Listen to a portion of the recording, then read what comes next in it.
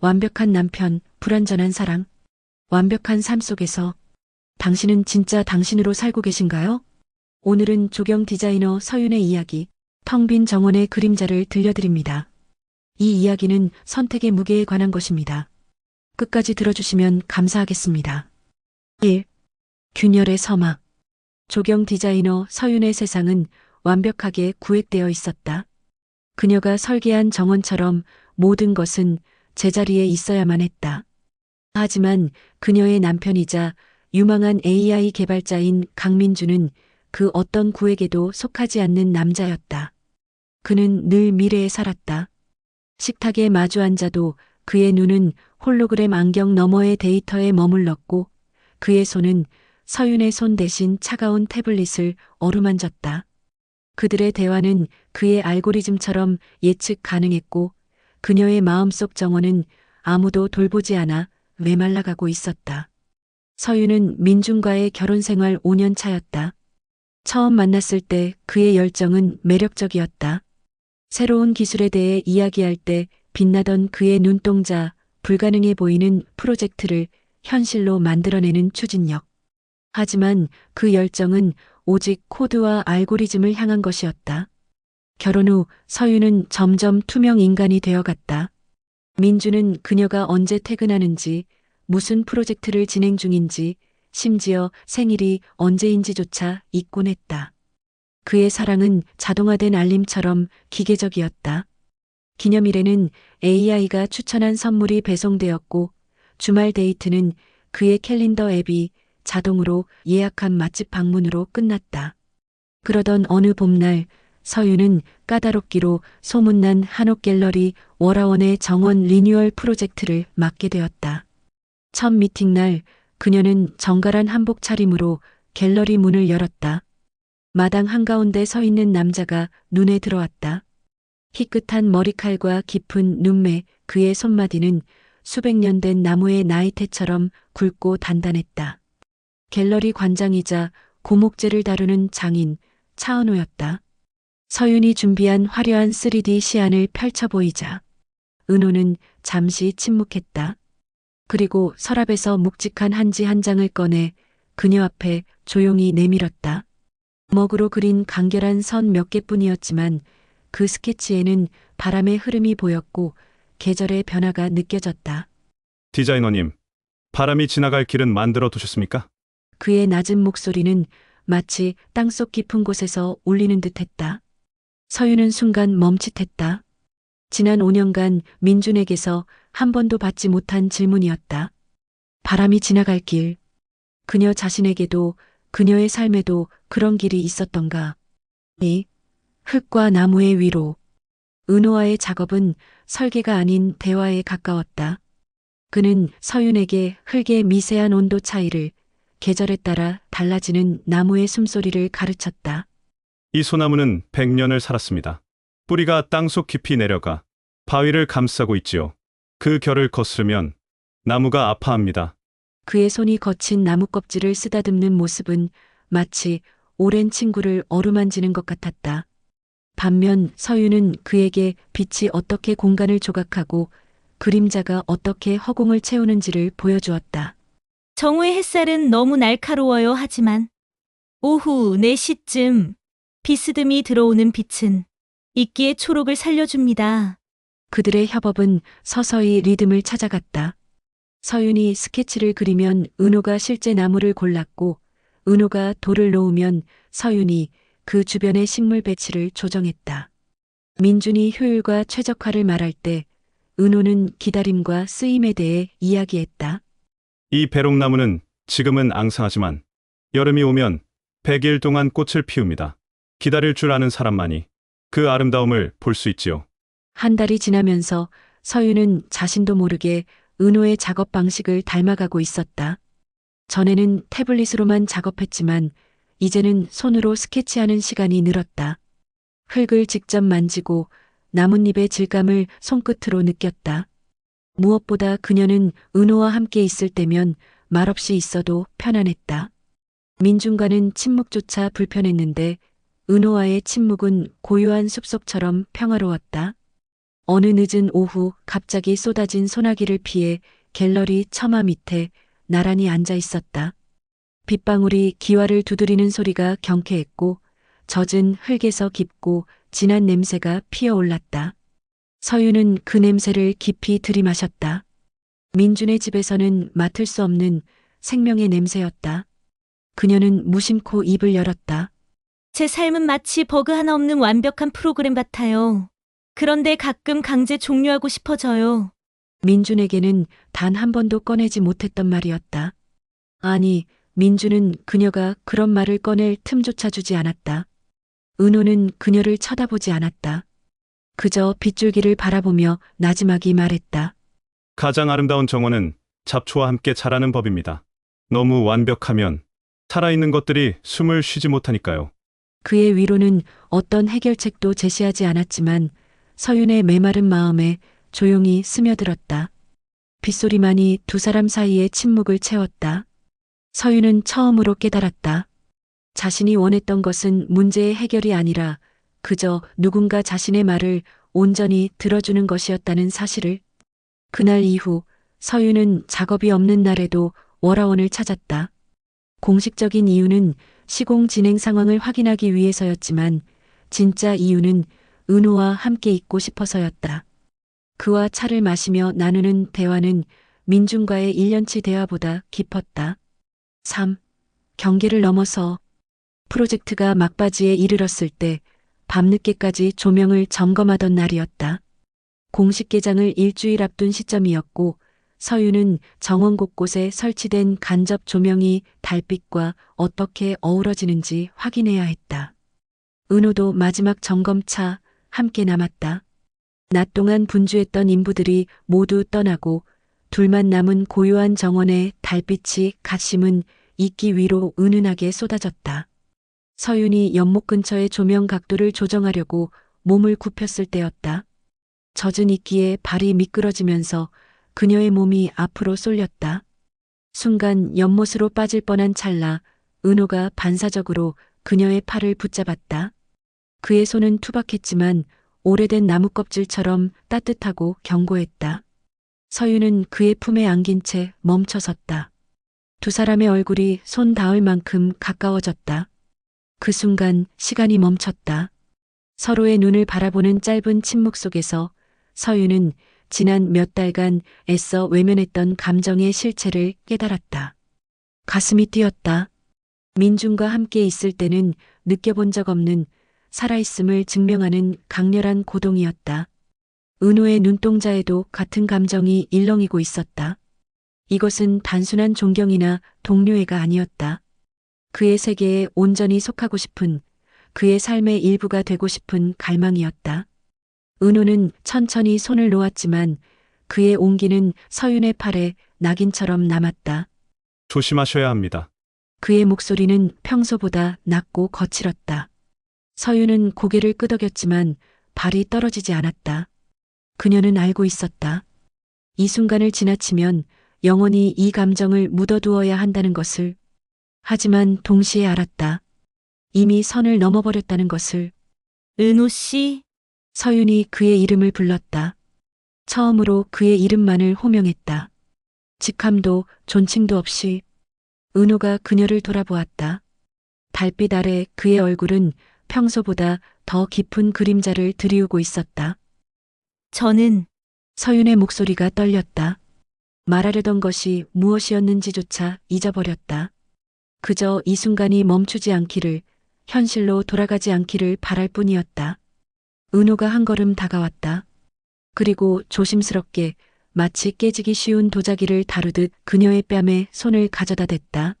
서윤 씨, 저는 지금 매우 위험한 경계에 서 있습니다. 그의 고백은 떨리고 있었다. 한 걸음만 더 가면 돌이 킬 수 없습니다. 서윤은 눈을 감았다. 민준의 얼굴이 스쳤다.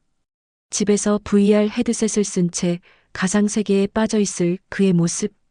그녀가 집에 있든 없든 알아차리지 못할 그 남자. 그리고 눈을 떴을 때 서윤은 결정했다. 저도 같은 곳에 서 있어요. 그날 밤 서윤은 집으로 돌아가지 않았다. 대신 은호의 작업실로 향했다. 묵직한 나무 향기가 가득한 그곳에서 두 사람은 어떤 말도 없이 서로를 바라보았다. 세상의 모든 소음이 차단된 채 오직 서로의 숨소리만이 고요한 공간을 채웠다. 은호가 먼저 다가왔고 서윤은 눈을 감았다. 그것이 그들의 첫 입맞춤이었다. 부드럽고 조심스러웠지만 그 안에는 억눌렀던 모든 감정이 녹아들어 있었다. 서윤은 처음으로 깨달았다. 자신이 얼마나 오랫동안 갈증에 시달려왔는지를. 두 개의 세계. 서윤의 삶은 두 개로 나뉘었다. 낮에는 최첨단 스마트홈 기능으로 무장된 유리와 강철로 된 민준의 세계에서 살았다. 그곳에서 그녀는 성공한 AI 개발자의 아내라는 정갈하지만 생명력 없는 장식품이었다. 아침이면 자동으로 커튼이 열리고 AI 스피커가 날씨와 일정을 알려주었다. 냉장고는 유통기한을 관리했고 로봇 청소기가 먼지 하나 없는 바닥을 만들었다. 모든 것이 완벽했지만 그 완벽함 속에서 서윤은 질식할 것 같았다. 민주는 최근 대형 투자를 유치하는데 성공했다며 들떠 있었다. 여보, 이번 투자로 우리 회사가 시리즈 B 펀딩을 받았어. 3년 내에 유니콘 기업이 될 거야. 그는 저녁 식탁에서도 노트북을 펼쳐놓고 투자 보고서를 후쳤다. 서윤이 건네는 반찬 접시조차 제대로 쳐다보지 않았다. 다음 주에 새로운 스마트 미러가 출시돼.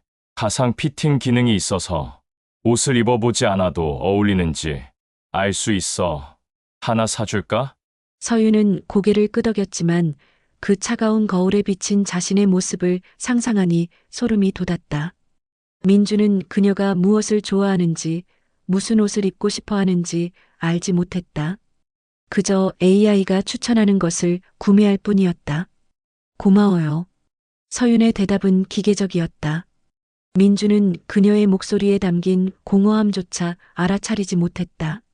그는 이미 다음 화면을 넘기고 있었다. 그날 밤 민준이 홈오피스에서 화상회의를 하는 동안 서윤은 조용히 집을 나섰다. 핸드폰을 들여다보며 은호에게 메시지를 보냈다. 지금 갈게요. 답장은 즉시 왔다. 기다리고 있습니다. 세 개의 점이 뜨고 사라지기를 반복하다가 마침내 도착한 그 짧은 문장이 서윤의 가슴을 뛰게 했다. 밤이 되면 그녀는 은호의 세계로 도망쳤다. 흙과 나무, 땀 냄새가 섞인 그의 작업실은 그녀에게 유일한 현실이었다. 은호는 서윤이 도착하면 늘 따뜻한 차를 준비해 두었다.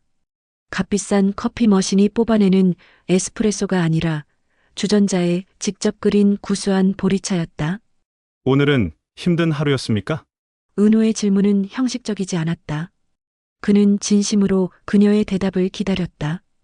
그들은 정원에 대해, 인생에 대해, 그리고 서로에 대해 이야기했다. 은호는 자신이 어떻게 나무를 다루는 장인이 되었는지 들려주었다. 20살 때 아버지를 여의었습니다. 아버지는 목수셨지요. 그분이 만든 마지막 작품이 이 작업대입니다. 그의 손이 낡은 나무 표면을 쓰다듬었다. 처음에는 아버지의 그림자가 너무 커서 힘들었습니다. 하지만 나무를 다루면서 깨달았지요. 그림자는 빛이 있기에 생기는 것이고 그림자 속에서도 자랄 수 있다는 것을. 서윤은 그의 이야기를 들으며 눈물을 흘렸다. 민주는 그녀를 단 한 번도 울린 적이 없었다. 아니, 정확히는 그녀가 민준 앞에서 울 수조차 없었다. 민주는 눈물을 비효율적인 감정 표현이라고 생각했다.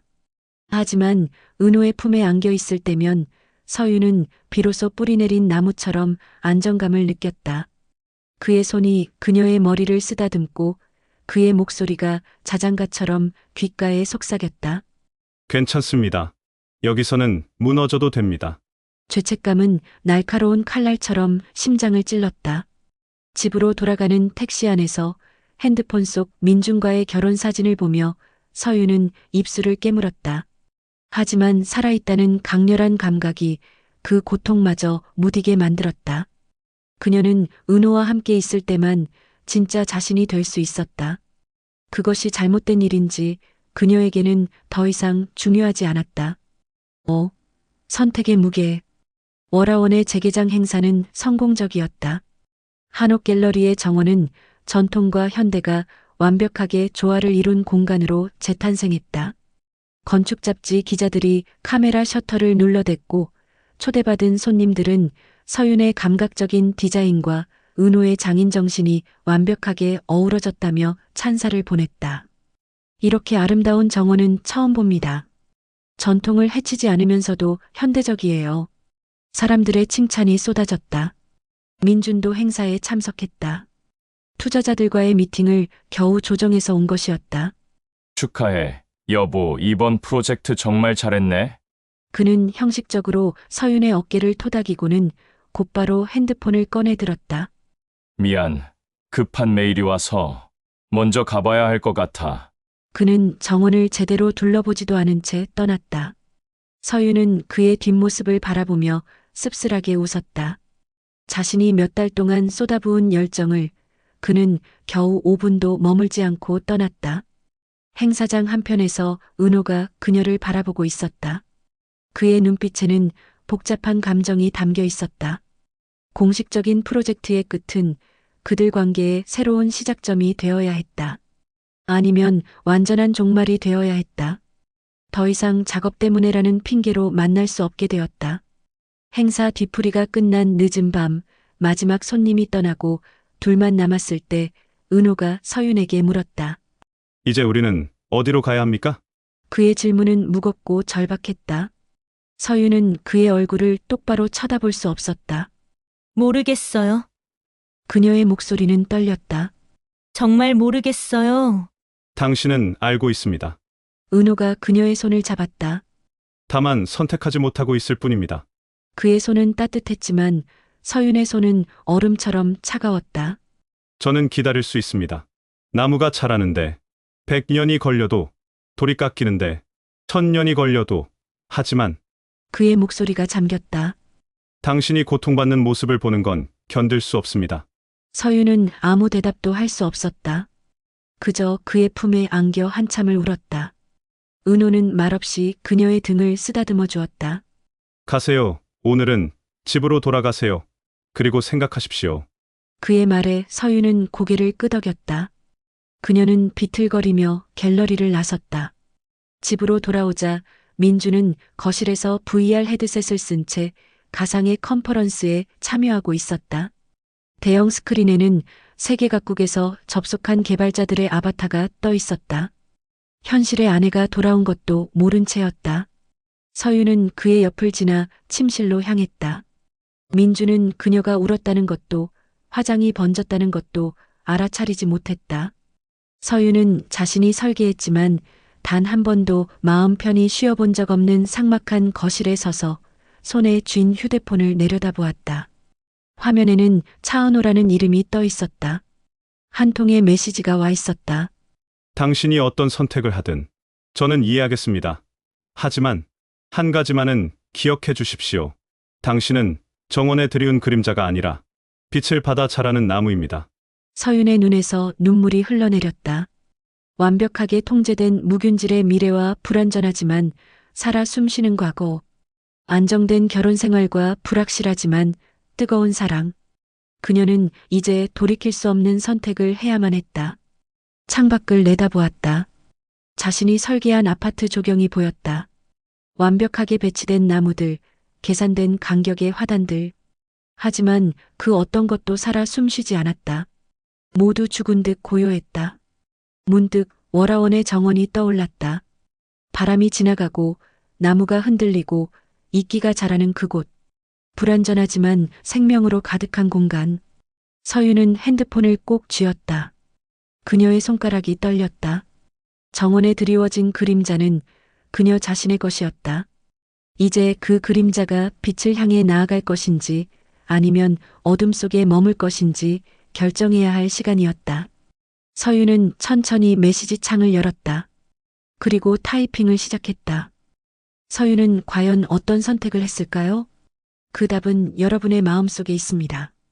이 이야기가 마음에 드셨다면 좋아요와 구독 부탁드립니다. 여러분이라면 어떤 선택을 하셨을지 댓글로 의견을 나눠주세요. 다음 이야기에서 또 만나요.